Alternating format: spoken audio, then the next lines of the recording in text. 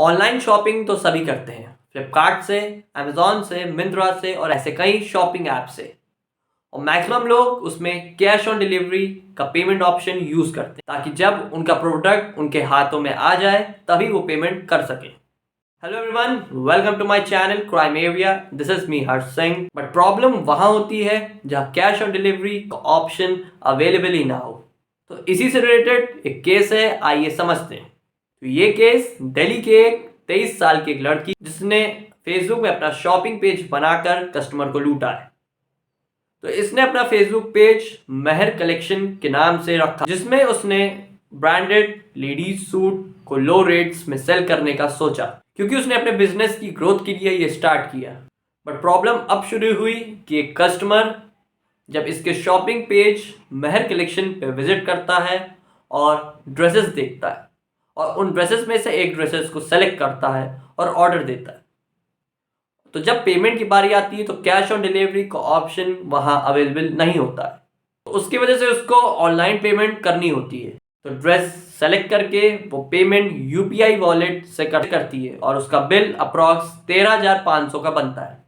तो यहाँ UPI wallet एक यूनिफाइड पेमेंट इंटरफेस होता है जिसमें दो बैंक्स के आपस में पेमेंट्स ट्रांसफर हो सकते हैं, वो भी डिजिटल फॉर्मेट में।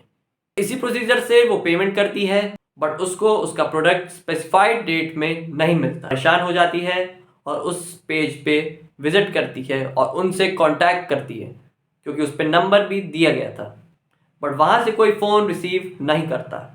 इस सिचुएशन से डील करने के लिए वो पुलिस को तुरंत कंप्लेंट रजिस्टर करवाती है और पुलिस उस नंबर के थ्रू उस लड़की की सारी डिटेल्स निकलवा लेती है, जो कि शिवपुरी कृष्णनगर में बताई जा रही थी। तो वहाँ जाके पुलिस रेड करती है तो वो पकड़ी जाती है, उसका मोबाइल फ़ोन सीज कर लिया जाता है और उससे इसको करने का मोटिव पूछा जाता है।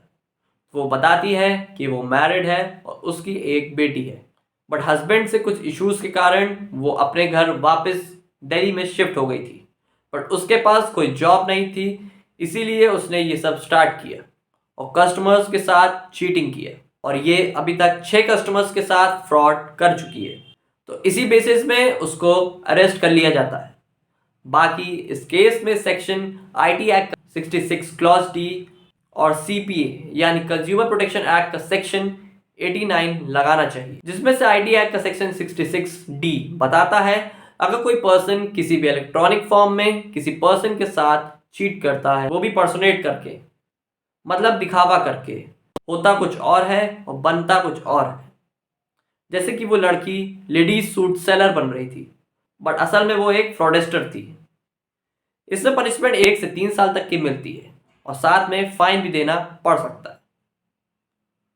और यही कंज्यूमर प्रोटेक्शन एक्ट का सेक्शन 89 बताता है अगर कोई पर्सन फेक एडवर्टीजमेंट यानी कि झूठा विज्ञापन पोस्ट करता है किसी भी इलेक्ट्रॉनिक फॉर्म में किसी भी प्रोडक्ट से रिलेटेड और उस कस्टमर्स को मिसलीड करता है उनको प्रोडक्ट की तरफ अट्रैक्ट करने के लिए या फिर उनका इंटरेस्ट गेन करने के लिए, तो उसमें इस सेक्शन के अंडर पनिशमेंट मिलती है लगभग 1 से 2 साल तक की और साथ में लगभग 10 लाख रुपए तक का फाइन भी देना पड़ सकता है। तो यही था इस पूरे केस में, कैसे पैसे कमाने के चक्कर में उसने इतने कस्टमर्स को चीट किया।